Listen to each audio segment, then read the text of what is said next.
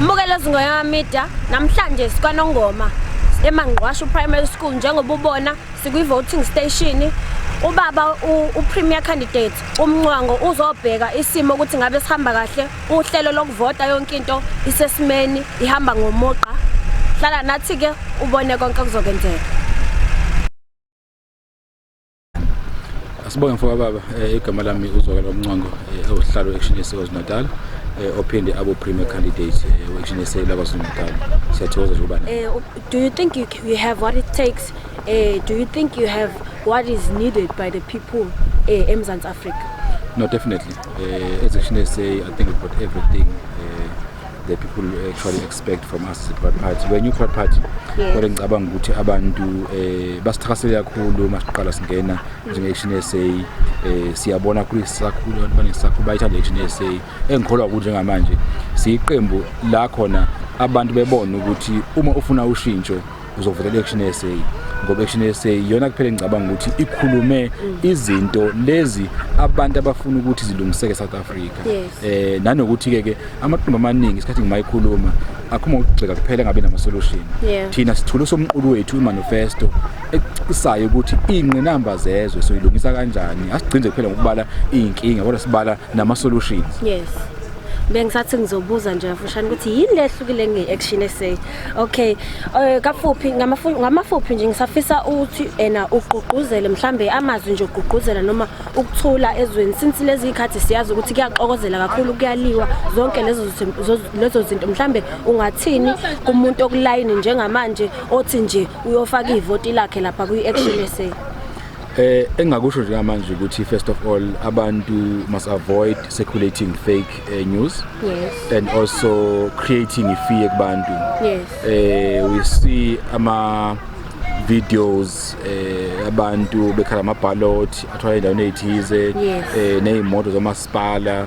Iqiniso ukuthi abaholi mesilikhulume umasipala responsibility ukusizwa as IEC ayikho into wrong ukuthi imoto yamasipala itholakale isizwe IEC. Unormal it's been like that over years. Namhlanje sivota okwe7 ku national ballot as a country.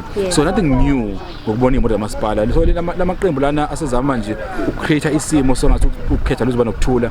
Sicabanga ukuthi enza iphutha kakhulu ngoba asabisa abantu afuna justify ukuthi after my election kube nodlame. Asikufundike lokho thina njengeAction SA. Siqembu linokuthula.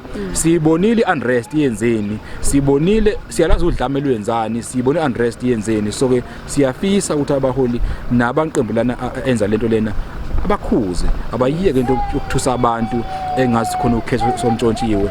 Uma ucampaignile njengeAction SA sicampaignile siyazi abantu bakwaZulu-Natal bayizwile message yethu bazivotela futhi. So ke asinafiya asinakusaba nama yesasho ukuthi umuntu angaka kuyovota akaphuma yovota avotela iAction SA ngoba siyakubona vele ukuthi siwenza umsebenzi wethu asinako ukusaba. Siyabonga kakhulu mhlambe masuka nje la singalindela ini nje.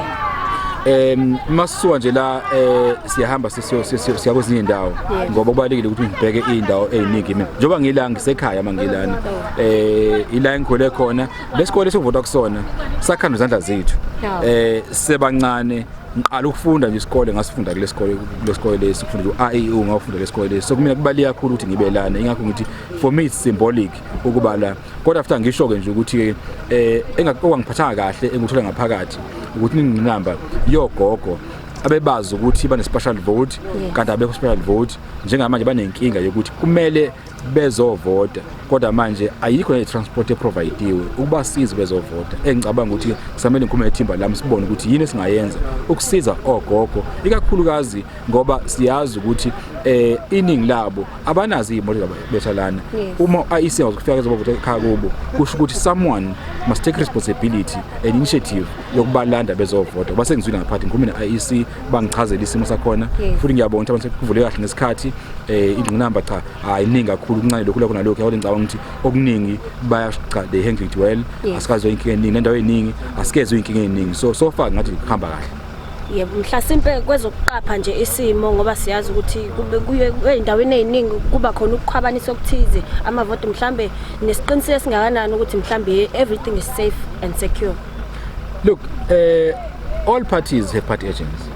So njengamanje kuma viti sina party agent engicabanga ukuthi amaqembu amaningi ngawo njengamanje kusho ukuthi sonke singamehlo okugada ukhetho. So uma namaqembu a more than 40 kusho ukuthi party agents kwi-VD ne-VD vele azoba maningi. Maningi amathuba ukuthi ama-party agent per VD azobe ngekho ngaphansi ka-6. So ngamazi amaqembu ahlukene lawo ukutshela lokho ukuthi na mhlawumbe amaqembu awu-10 ekwi-VD ongagada ukhetho.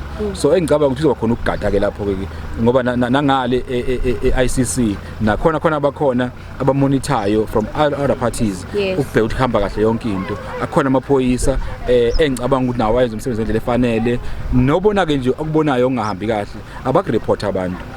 Kodwa ekugcineni esikushoyo thina nesikuthandayo ukuthi abantu baki njengamanje sebeyazi bavotelani.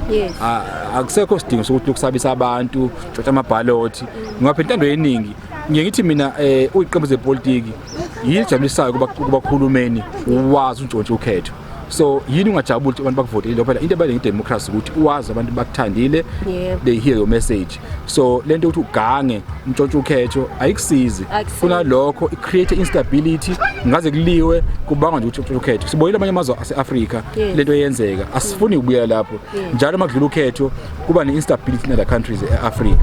La eSouth Africa asikabi nawo lonke ngaleyo asifuni kwenzeke. In South Africa futhi emnandi nakhona ukuthi siyibonile amandla eshithi izandla kuzokhumbuleka la the way times where phetheni iqembu lezepolitiki laphuma ngene elinye kwesifundazweni nakwamasipala sikubonile kushintshana ohulumeni from one party to another party even kwenye province eyaphuma kwenye organization yakwenye. So definitely democracy khona South Africa. So let's respect democracy and I think it's been going well so far. Asingashintsha khona asingenzi into ehamba kahle siyenze besiba nokukhuluma ngaso so khona izinkulumo zokuthi sesiyalwa esibanga ukuthi ukhetho lihamba kahle. Njengamanje we must respect the will of the people. As Action SA we are committing ourselves ukuthi whatever outcome of the election so imukela but engikwazi ukuthi abantu bawozinatha njengamanje they will come out in numbers to vote for Action SA. Usuvela wageqa amagula siyabonga kakhulu Mhlonishwa. Siyabonga nangethuba. Izingane yami zikhona kwaNongoma siyabonga.